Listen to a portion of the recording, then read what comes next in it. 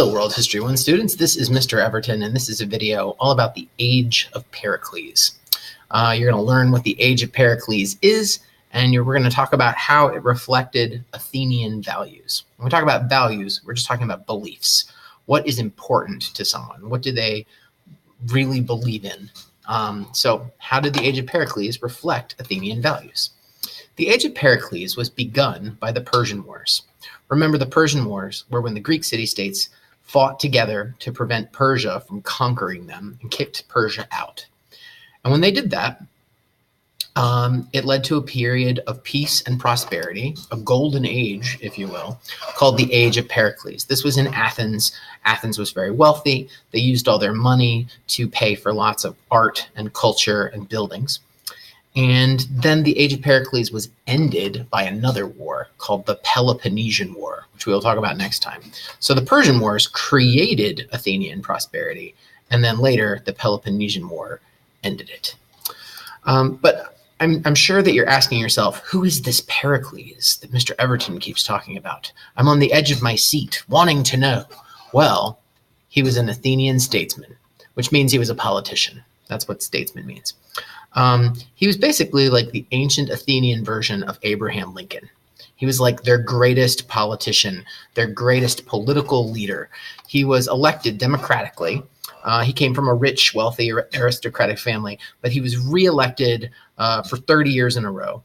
And as an Athenian political leader, he is the person who gave his name to this golden age of Athenian culture, the Age of Pericles. Democracy changed under Pericles because he expanded citizenship.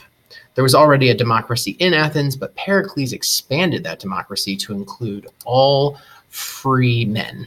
All free men who lived in Athens could vote. We're going to talk more in class about just how democratic Athens actually was, but it certainly was the most democratic place that had ever existed in the world up until this point. And some people argue that it is still the most democratic place that ever existed because they had direct democracy. And here you can see in this painting, Pericles with the fancy hat with the feathers on it, the red feathers, and he's giving a famous speech called the Funeral Oration. And in that, he said many things, but he also said this: "We do not say that a man who takes no interest in politics is a man who minds his own business. We say that he is useless." In Athens at this time period, during this time period, if you were not politically active, you were judged. People thought that you were a bad person because a good person would be involved in the government and thinking about how the city-state should be run.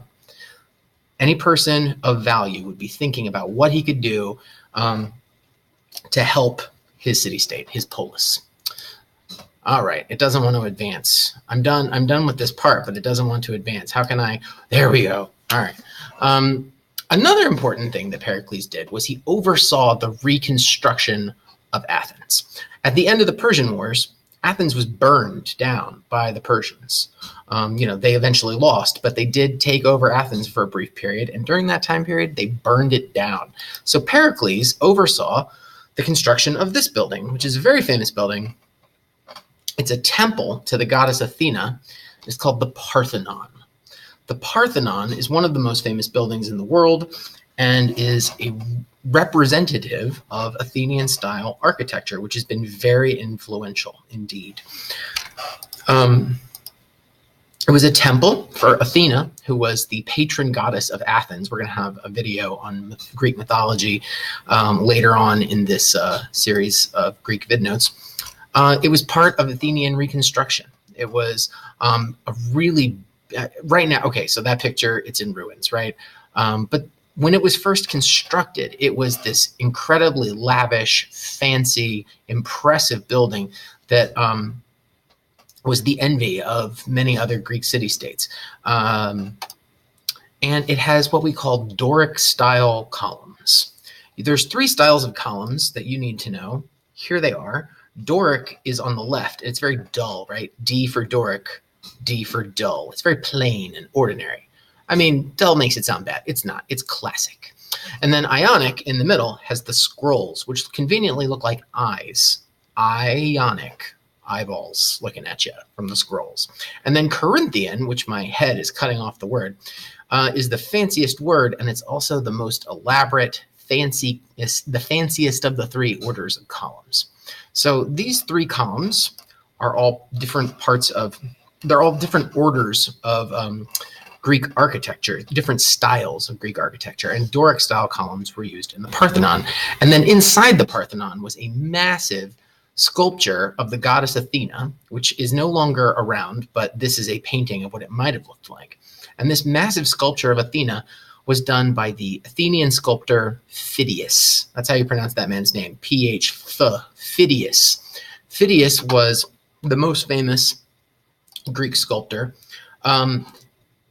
It's important for you to know that Greek architecture and sculpture help to reflect Greek values because they show that Athenians really wanted things to be symmetrical and beautiful, and they used mathematics and an understanding of how the world worked in order to make a really clean and orderly looking building. You can see that there's a lot of symmetry and a lot of order in the way that the Parthenon is constructed.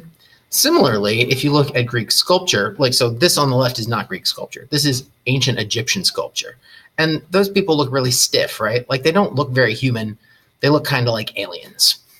But if you look at Greek sculpture on the right, that person looks very lifelike. That person looks like they could start moving around at any moment.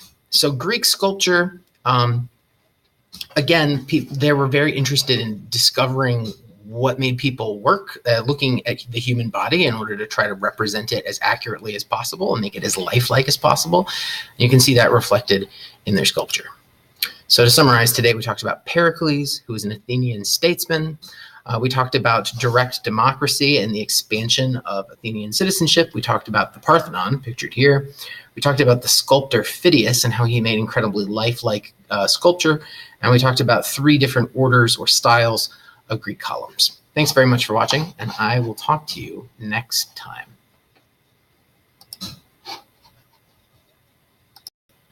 When will this video end? Now.